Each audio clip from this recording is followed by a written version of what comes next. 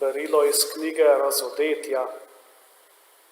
Jaz, Janez, sem videl in glej, jagnje je stalo na gori Sion in z njim 144,000 njih, ki so imeli zapisano na svojih čelih njegovo ime in ime njegovega očeta. In slišal sem glas z neba, kakor šumenje mnogih voda in kakor bobnenje silnega groma. In glas, ki sem ga slišal, je bil, kakor bi strunarji brenkali na harfe. In peli so, kakor novo pesem pred prestolom in pred 4 živimi bitji in starešinami. In nihče se ni mogel naučiti pesmi, razen onih 144,000, ki so bili odkupljeni z zemlje.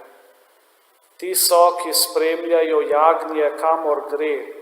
Ti so bili odkupljeni izmed ljudi kot prvenci za Boga in jagnje, in v njih ustih se ni našla laž, brezmadežni so. Božja beseda. Bogu hvala.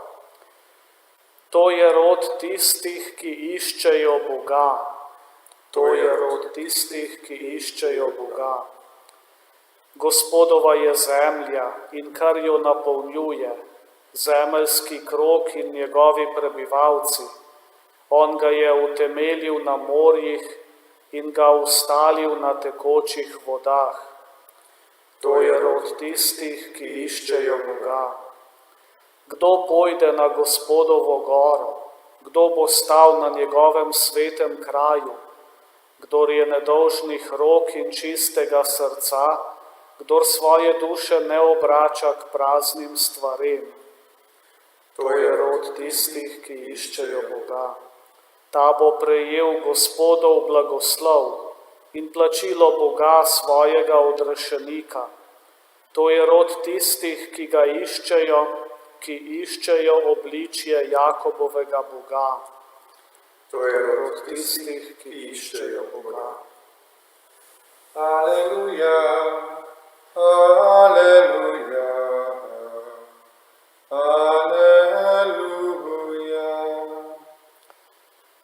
Čujte in bodite pripravljeni, ker ne veste, katero uro pride Sin človekov.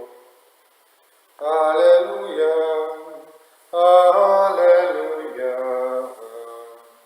aleluja.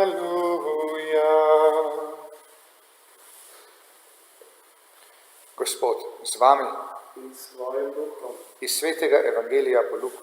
Slava tebi, Gospod. Tisti čas se je Jezus v templju ozrl in videl bogatine, ki so metali svoje darove v tempeljsko zakladnico. Videl pa je tudi neko siromašno vdovo, ko je devala vanju 2 novčiča in rekel: resnično povem vam, ta uboga vdova je vrgla več kot vsi. Kajti vsi ti so Bogu v dar vrgli od svojega obilja. Ona pa je od svojega uboštva odvrgla vse, kar je imela za živež. To je Kristusov evangelij. Hvala tebi, Kristus. Ena misel po današnji Božji besedi. Jezusa spremljamo v zadnjih trenutkih, v zadnjih dnevih njegovega življenja, preden vstopi v utrpljenje.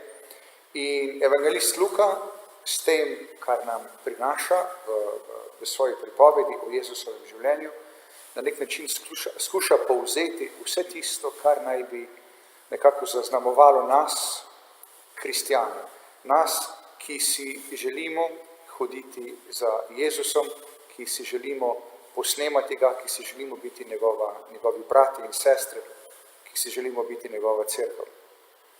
Ena od drž, nad katero Jezus ves čas opozarja svoje učence, je drža pozornosti, drža budnosti pred tem, da ne bi popustili skušnjavam, v katere nas na nek način vabi svet, v katerem živimo.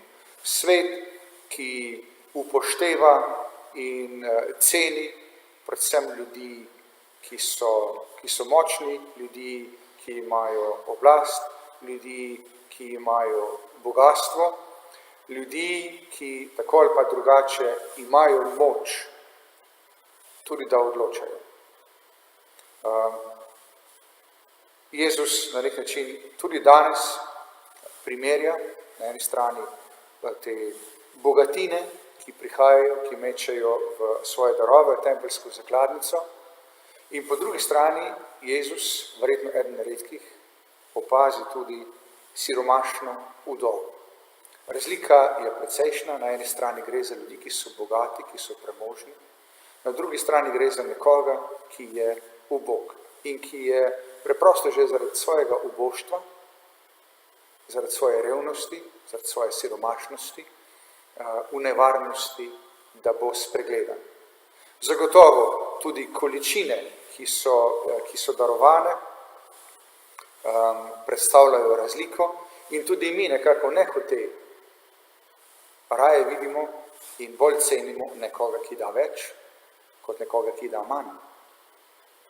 Jezus pa je tisti, ki nas opozarja na to nevarnost, da ne bi šli nekako po merilih sveta, ampak da bi skušali gledati z Božjimi očmi.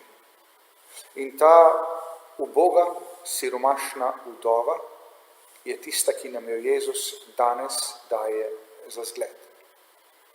Predvsem zato, ker je tista, ki se Bogu popolnoma zaupa in ki se Bogu popolnoma predaja.